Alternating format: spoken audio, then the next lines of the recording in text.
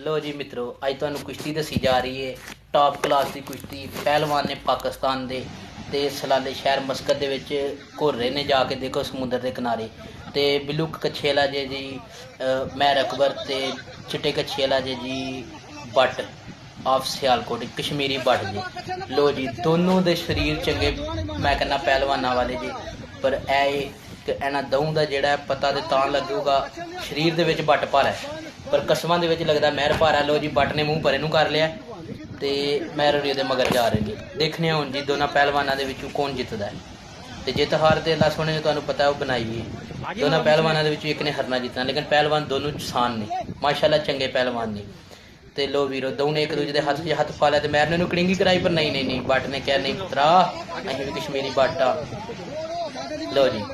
लो जी महर अकबर बिलू कच्छेले ते बट साहब आप कश्मीर तू जड़े ने वो जड़े ने कश्मीर तू वो ने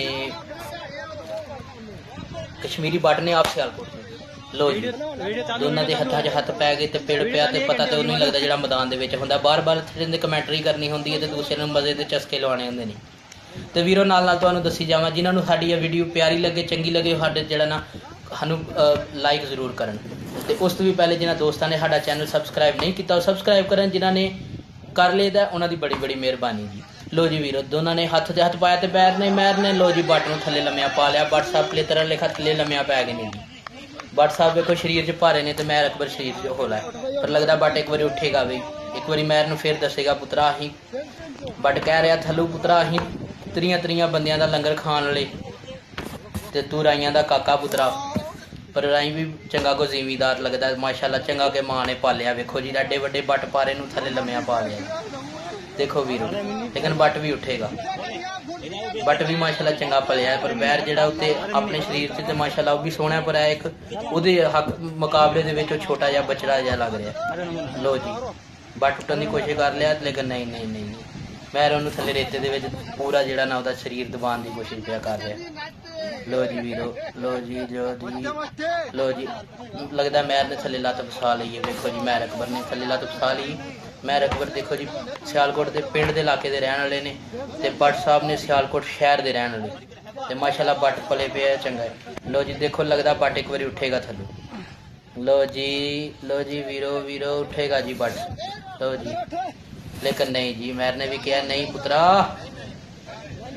लो जी ਉਹਦੇ उत्ते सिर के उपर हथ रख लिया तो रेते च सिर बट का दे दिता जी।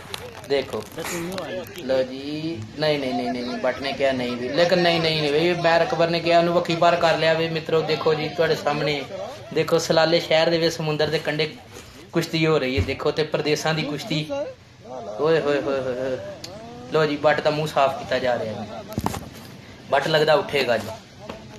लो जी लो जी लो जी लो जी महर ने वक्खी भारे कर लिया जी, वक्खी भरने कर लिया। नहीं जी बट ने कहा नहीं पुत्रा अहीं भी कश्मीरी बट हाँ।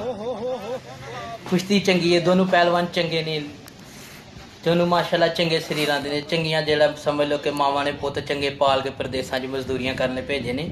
लो जी चिट्टे कच्छेला जे बट साहब आ गए थले, तो बट नूं वक्खी भार कर लिया तो लगता जी नहीं जी नहीं जी। लो जी वक्खी भार कर लिया, लगता जी महर लै जाएगा दियां रसीदां भी। लो जी बट नूं ढा दिता जी। लो जी बट टै करता जी, बट टै करता तो बैर अकबर जिहड़ा खुशी नाल भंगड़े पे पा रहा है, तो बट साहब नूं ओहदी नाकामी की वीडियो दसी जा रही है, लेकिन कोई गल नहीं हार जित तो बनी होंदी है। देखो जी लो जी महर लुडियां पिया पा रहा है। लो दोस्तों फिर जिन्होंने नहीं किया साडा चैनल सबसक्राइब जल्दी नाल फिर कर लो, इन्नियां मजे वाली वीडियो लेटेस्ट तक्कन वास्ते